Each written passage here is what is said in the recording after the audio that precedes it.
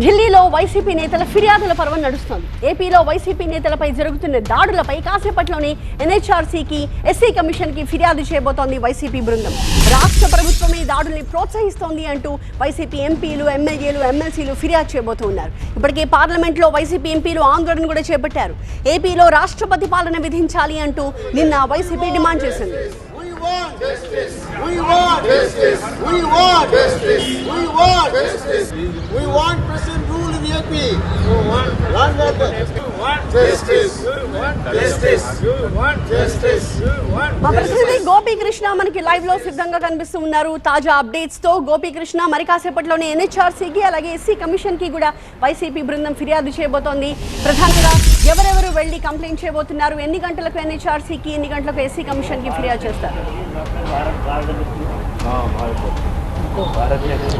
ఆంధ్రప్రదేశ్లో వైసీపీ నేతలపై, మాజీ మంత్రులు అలాగే నేతల ఇళ్లపై దాడులు అలాగే అరెస్టులు, వీటన్నిటికి సంబంధించిన అంశాలు ఇప్పుడు ఢిల్లీకి చేరాయి. ఇప్పటికే ఆంధ్రప్రదేశ్లో వైఎస్ఆర్సీపీ నాయకులపై జరుగుతున్న దాడులు ఆంధ్రప్రదేశ్ ప్రభుత్వమే ప్రోత్సహిస్తుంది. పోలీసుల సమక్షంలోనే దాడులు జరుగుతున్నాయి, శాంతి భద్రతలు లేవంటూ వైఎస్ఆర్సీపీ ఎంపీలు పార్లమెంటు వేదికగా నిన్న ఆందోళన చేశారు. రాష్ట్రపతి పాలన విధించాలి, కేంద్ర హోంమంత్రి అమిత్ షా అపాయింట్మెంట్ కూడా వారు కోరడం జరిగింది. ఇక ఈరోజు ముఖ్యంగా రాష్ట్రం నుంచి పలువురు మాజీ ఎమ్మెల్యేలు, మాజీ మంత్రులు అలాగే ఎంపీల నేతృత్వంలో మాజీ ఎంపీలు కూడా ఇందులో ఉండబోతున్నారు. 1 గంటకి కేంద్ర జాతీయ మానవ హక్కుల కమిషన్ని కలవబోతున్నారు.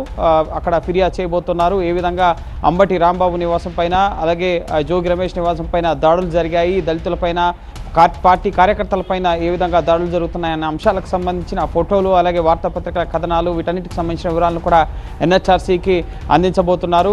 ఇటు ఆదిమలపు సురేష్ అలాగే నందిగామ సురేష్తో పాటుగా ఎస్సీసెల్, వైఎస్ఆర్సీపీ ఎస్సీసెల్ అధ్యక్షుడు, అలాగే ఇటు వైఎస్ఆర్సీపీ ఎంపీలు గొల్ల బాబురావు అలాగే ఎంపీ గురుమూర్తి, ఇటు వైవి సుబ్బారెడ్డి, మిథున్ రెడ్డి, వీళ్ళు కూడా వెళ్ళే అవకాశం ఉంది. పలువురు ఎంపీల సమక్షంలో ఎన్హెచ్ఆర్సీని, ఎస్సీ కమిషన్ని కలవబోతున్నారు.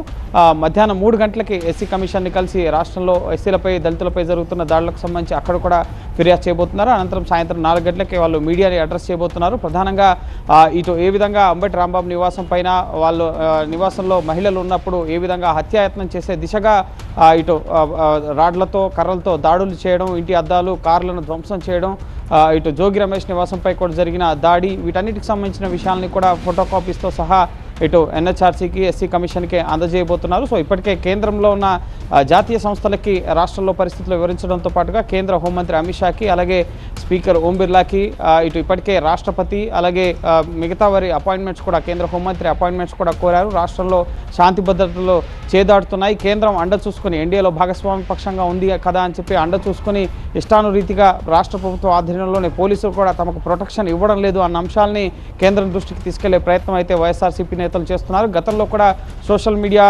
పోస్టులకు సంబంధించి అలాగే వైఎస్ఆర్సీపీ కార్యకర్తలు, నేతల అరెస్టులకు సంబంధించి కూడా అనేక మార్లు ఇటు మహిళలపై జరుగుతున్న దాడులకు సంబంధించి ఎన్హెచ్ఆర్సీకి, నేషనల్ ఉమెన్ కమిషన్కి, ఎస్సీ కమిషన్కి వైఎస్ఆర్సీపీ నేతల అరెస్ట్ అయినప్పుడు అనేక ఫిర్యాదులు చేయడం జరిగింది. సో వాటికి సంబంధించి కొన్ని వివరణలు కూడా ఇటు జాతీయ సంస్థలు అడిగిన పరిస్థితి ఉంది. సో ఇప్పుడున్న పరిస్థితులకు సంబంధించి మరి ఎన్హెచ్ఆర్సీ ఫిర్యాదుల అనంతరం ఎన్హెచ్ఆర్సీ ఏమైనా రాష్ట్ర ప్రభుత్వం నుంచి వివరణ కోరుతుందా, పోలీసుల సమక్షంలోనే ఈ దాడులు జరగడం, అలాగే ఏ కాంటెక్స్లో ఈ అల్లర్లు, వీటన్నిటికి సంబంధించిన గొడవలు జరిగాయి అన్నది కూడా అడిగే అవకాశం ఉంటుంది. సో మధ్యాహ్నం వరుసగా 1 గంటకి ఎన్హెచ్ఆర్సీని అలాగే 3 గంటలకి ఎస్సీ కమిషన్ని కలవబోతున్నారు. అనంతరం సాయంత్రం 4 గంటలకి మీడియాని అడ్రస్ చేయబోతున్నారు.